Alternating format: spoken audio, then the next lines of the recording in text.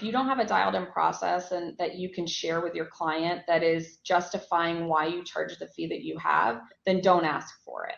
Because at that point, you're just pedaling backwards, you know? If you're committed to having that, then ask for the fee because you do deserve it.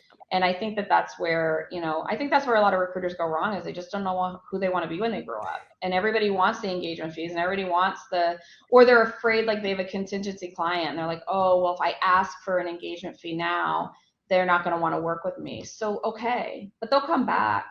You know, they'll always come back. It's like that love saying or whatever, you know, like set it for whatever. free and it'll I'm really come bad at it.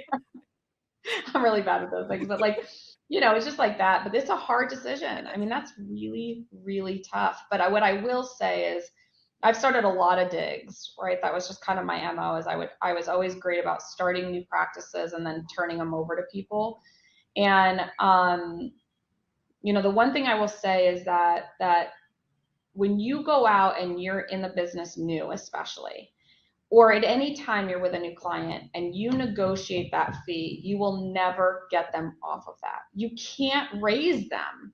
You can't, it's harder to shift somebody that you're working with to new terms than it would be to just go out and find clients. And it's hard to see that at the time.